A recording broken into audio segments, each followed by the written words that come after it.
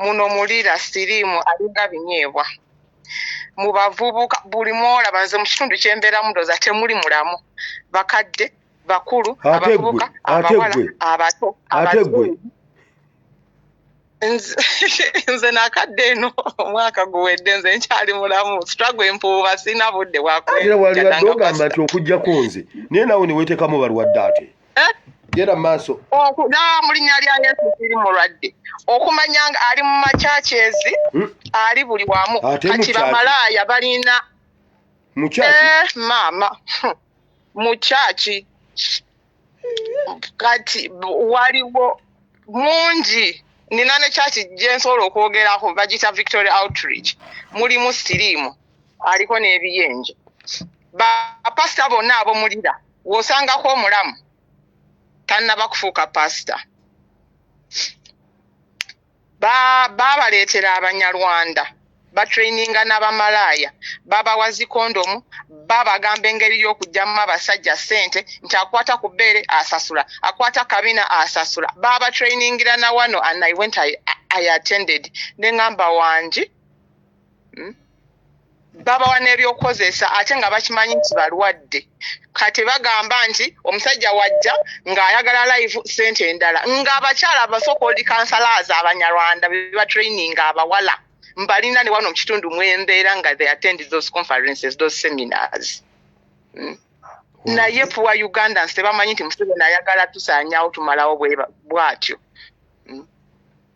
era balina ssente za live ndala ssente za kondomu mbundala nga baba training abakansalers kati abalina siriimu baba wa kodi nga bevumaganye malaya ku malaya nti goyina siriimu kansala babalekera amanamba g'amasimu omukubira najja ne bakutwala ku poliisi n'osasula ssente wire weefuge toyogere wire weefuge obudde bwa misana genda maaso asirike sigala kwongerako kigambo kyaki wire weefuge kituufu that's how they are killing us in northern Uganda paka mu byalo siriimu ali mulira tamanyi ali mu central eyo ali mu northern Uganda kuviira ddala Soroti Dokolo Jangulira agenda Kitugumu Lamu Gulu Weya Nwoya wonna siriimu mwereere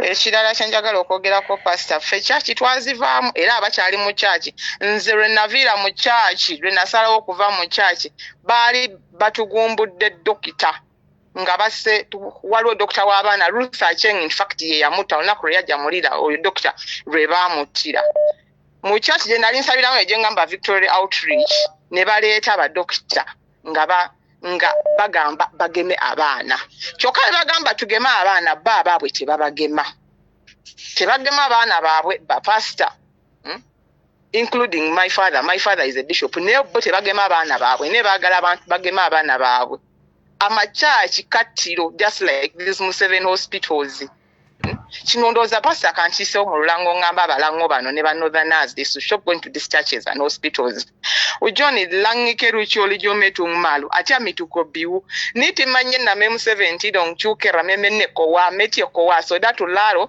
mirute lobo wa uberianisha kere da hatale kere jwame woriyo ni jotia chate mano kitamu wera tia neko jokere pientia mituchie ko wa pe woruni yanisha kodi system ajoti yakoboni kani yanisha legunu wera moro peti bishop oro peti pastor mora mo wera akele lord wera komtia mituneko wanneha pe intamamari ngukeri unyarwanda unengini kendi inero mani tengeni mana nyarwanda pe nyomgi dang pe ni unyira unyomere komkere banyarwanda jatero lobo because pastors chingo kunma northern Uganda wills not to sell land the rate at which northerners are selling land the rate at which northerners are giving away land is very very alarming batulimba banange etakali pastor bine bintu wabyogeddeko ina video je nabaddeko ngoyogera ku ttaka simanyi Ibrahim ne bamwawo okuziika n'agamba banguzeewo batumazeeko amataka si mu byalo si mu kibuga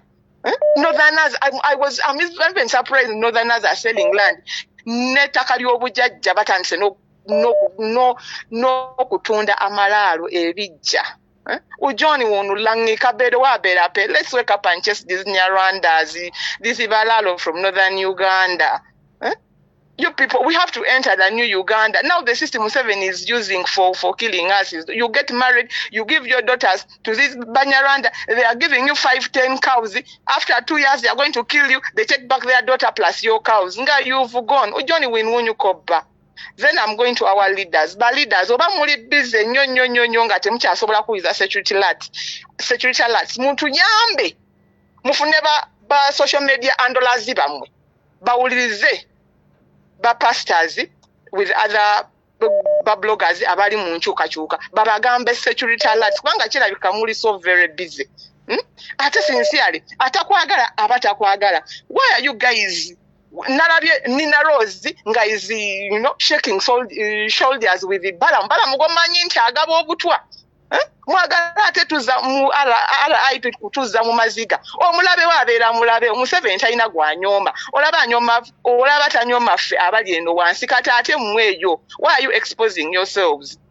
Mwabaki ffe tukoya amaziga pastor balidazi bafichaka balina emputu oba they take security alerts for granted. Simanyi njagala omugenzi nakimuli abeere ekyokulabirako. Leaders, if you're very busy naddala mu abanuupu, please find personal assistants, find your social media handlers to tell you what is happening. Waba kwogedeko security social handler akubulire what is happening. Ekyo nkivuddeko abagenda mu churches ebyo byammwe churches soka zijujjemu ebisiyaga olaba naffe ne waferira wali ebisiyaga mu bakyaki abalokole pastor kye wayogerako kituufu. Museveni abagamba nti agenda kulekerawo baserwadda oba kayanja omusiyazi oyo to be the president. Bali eno, me was arguing with my mother ngagamba era tetwaga Bobi Wine kubanga mnyaga at least any other person. Ne mugamba mu Bible Mukama ya changing abameka. If you believe God would change Paulo to Saulo, why not Bobi Wine? Oyo nasirika ne mumala ne kati thankfully yakyuka. Kubanga ne kati agenda mu ddwaliro nasanga wadenga ne panado taliyo. Oyo Mukama namukyusizaawo. Abagenda mu makyaki ebyo byabwe. Pastor kwe kuteesa kwangu okwo. Kandeka abalala nabo bateese.